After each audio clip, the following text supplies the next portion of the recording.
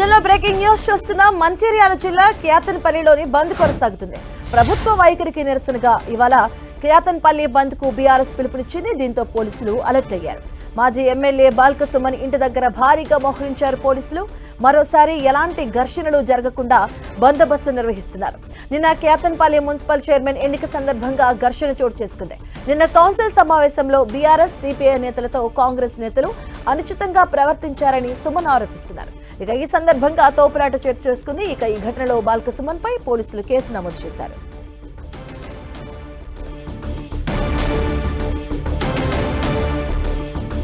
ఇదే అంశానికి సంబంధించిన పూర్తి అప్డేట్స్ మా కరెస్పాండెంట్ ప్రేమ్ సాగర్ అందిస్తారు. ప్రేమ్ సాగర్.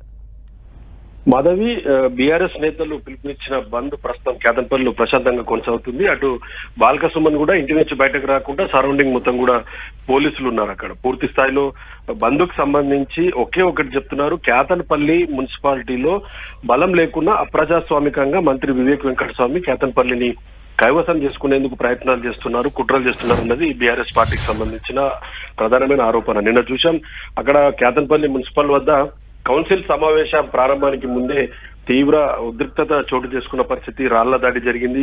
బీఆర్ఎస్ కాంగ్రెస్ కార్యకర్తలకు సంబంధించి ఇరు వర్గాల మధ్య చాలా పెద్ద మొత్తంలో ఘర్షణ జరిగింది. ఈ నేపథ్యంలో కొంత బీఆర్ఎస్ నేతలు బాల్కసుమన్ తో పాటు పలువురి పైన రామకృష్ణాపూర్ పిఎస్ లో పోలీసులు కేసు నమోదు చేశారు.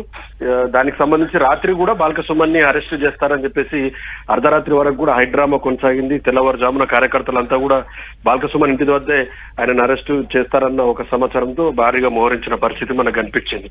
సో చాలా స్పష్టంగా కనిపిస్తుంది మనకి కేతనపల్లి సంబంధించి పూర్తిగా 11 స్థానాలతో పాటు 10 స్థానాలు బీఆర్ఎస్, దాంతో పాటు మిగతా వాటికి కూడా సిపిఐ మద్దతు అక్కడ కేతనపల్లి బీఆర్ఎస్ కైవసం చేసుకునే అవకాశం ఉంది. కానీ 7 స్థానాలు ఉన్న కాంగ్రెస్ పార్టీ ఎంపీ ఎమ్మెల్యే ఓటుతో ఆ స్థానాన్ని కైవసం చేసుకునేందుకు ప్రయత్నాలు చేస్తుంది.